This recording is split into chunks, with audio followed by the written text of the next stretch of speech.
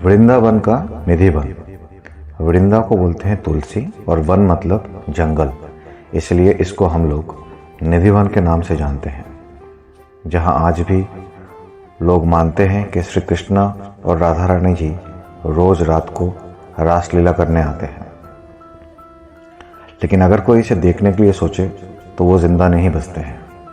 शाम को आरती के बाद इस वन में ना कोई पशु पक्षी, ना कोई मनुष्य और ना कोई जानवर दिखाई देते हैं। ऐसे ही कुछ बातें लेकर दोस्तों आज आपको निधि वन की कहानी में कुछ और बातें बताने जा रहा हूँ। अगर अच्छा लगे तो चैनल को ज़रूर सब्सक्राइब कीजिए और अगर इस वीडियो को पसंद आया तो ज़रूर इसको लाइक दीजिए। आज से तकरीबन 6500 साल पहले करीब 10 किलोमीटर के एरिया में ये निधि वन फैला हुआ था, जिसको आज के समय पे वृंदावन कहते हैं।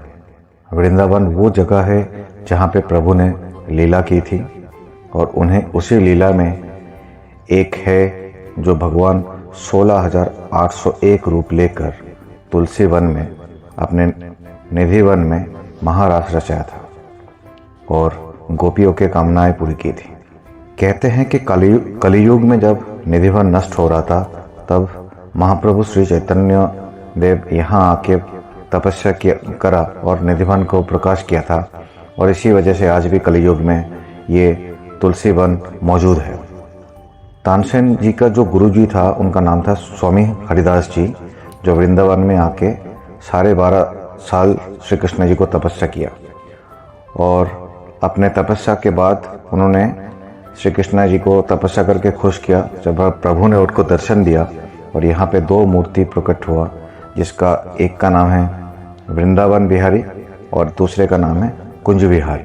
हमारे घरों में जो तुलसी होते हैं वो नॉर्मली श्यामा तुलसी और रामा तुलसी होते हैं, लेकिन निधि वन में जो तुलसी होते हैं उन्हें वन तुलसी के नाम से जाना जाता है। और मान्यता ये भी है कि वो तुलसी नहीं बल्कि श्री कृष्ण जी के समय के वो गोपियाँ है जो कृष्ण जी के साथ हर रात निधि वन में रासलीला करते थे और भी गोपियाँ तुलसी बन जाते थे।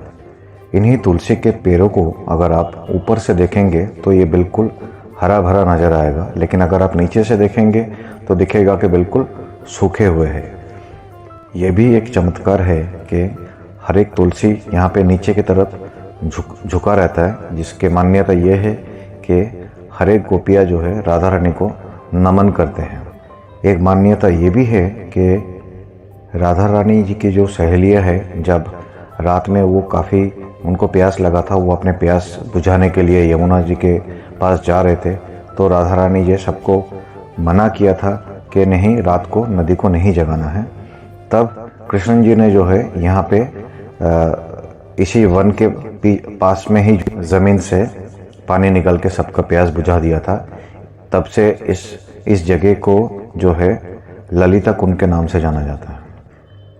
जो हरिदास जी के तपस्या से 2 मूर्ति प्रकट हुआ था, जिसको मैंने आपको पहले भी बोला, वृंदावन बिहारी जी और कुंज बिहारी जी। तो वृंदावन बिहारी जी जो कृष्ण जी के बड़े भाई थे बलराम जी, उनके मूर्ति इसी निधि वन में ही आप देख पाएंगे, जिनका रोज़ पूजा होता है।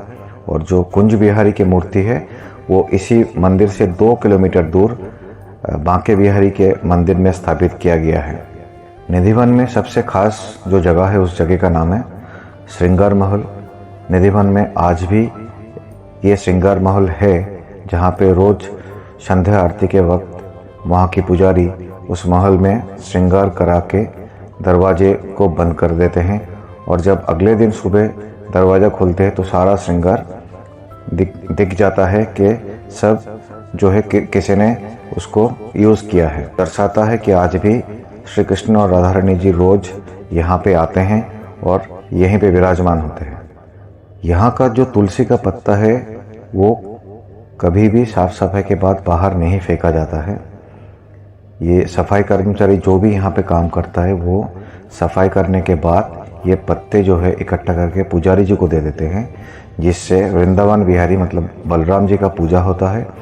और उसके साथ भक्तों को जब प्रसाद दिया जाता है उसी के साथ ये भी दिया जाता है और इसको लोग अपने घर में ले आके अपने मंदिर में भी लगाते हैं, जो कहते हैं कि वो आपके घर के लिए बहुत अच्छे होते हैं।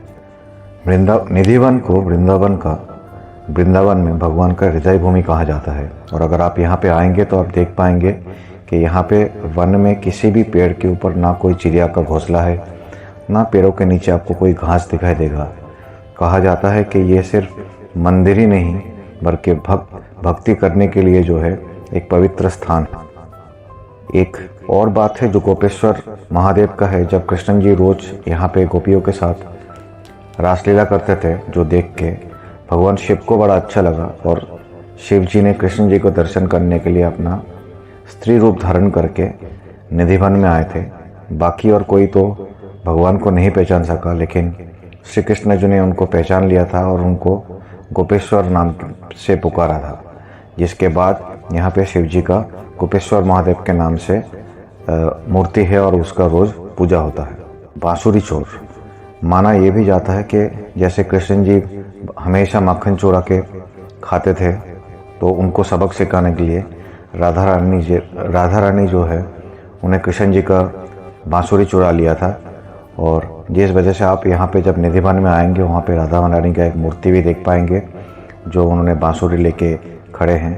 तो इसी बांसुरी चोर का जो राधा रानी जी का मूर्ति है यहाँ ये भी आप निधिवन में देख पाएंगे कभी भी आप निधिवन आते हैं तो। भक्तों की समाधि यहाँ पे आप ये भी देख पाएंगे निधिवन में कि कृष्ण जी के भक्त जो है उनको दर्शन करने के लिए यहाँ पे कई बार कोशिश किया है, लेकिन उनको इस रूप में कोई देख नहीं पाएगा। तो जो भी यहाँ पे आए हैं दर्शन के लिए, उनका अगर सुबह देखा गया कि उनका मृत शरीर ही मिला है, और इसके पीछे आप अगर कभी आएंगे तो ये समाधि भी देख पाएंगे।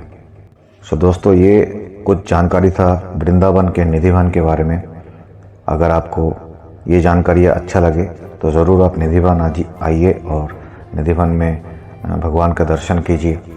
बहुत बहुत धन्यवाद। मिलते हैं अगले वीडियो पे।